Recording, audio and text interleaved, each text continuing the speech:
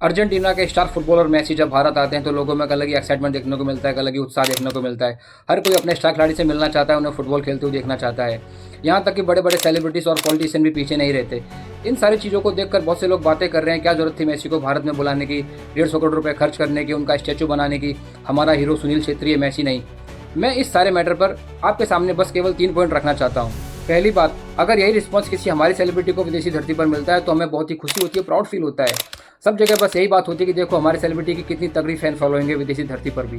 तो वही रिस्पॉन्स अगर किसी विदेशी प्लेयर को यहाँ पर मिल रहा है तो उसमें भी हमें खुशी होनी चाहिए। चीज़ों को एक ही लाइन में रखिए, भेदभाव मत कीजिए। दूसरी बात, सुनील छेत्री की मैं भी बहुत रिस्पेक्ट करता हूँ, वो हम सबका हीरो है, बट हर एक की अपनी एक फैन फॉलोइंग होती है, एक ऑरा होता है। आप मुझे ये बताइए, अगर मुंबई में एक ही जगह पर 2 इवेंट हो रहे हैं, एक इवेंट में अजीत अगरकर और गौतम गंभीर साहब हैं, दूसरे इवेंट में विराट कोहली और रोहित शर्मा है, तो आप मुझे ये बताइए किस तरफ पब्लिक ज़्यादा होगी, कौन से इवेंट में?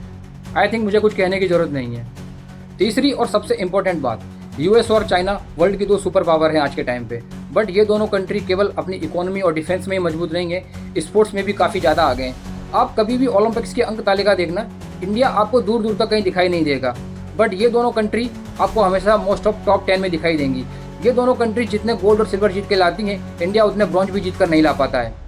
तो कहीं ना कहीं अगर भारत को आगे चल के एक सुपर पावर बनना है तो उसे अपने इकोनॉमी और डिफेंस में ही नहीं, स्पोर्ट्स में भी काफ़ी काम करना पड़ेगा। हमें सारे खेलों को इंपॉर्टेंस देनी पड़ेगी, केवल क्रिकेट के भरोसे हम नहीं बैठ सकते। और मेसी जैसे स्टार जब भारत में आते हैं तो लोगों में एक अलग ही एक्साइटमेंट होता है, एक अलग ही जोश होता है। युवा उनके जैसा बनना चाहते हैं, उस खेल में भाग लेना चाहते हैं जहाँ से वो आए हैं।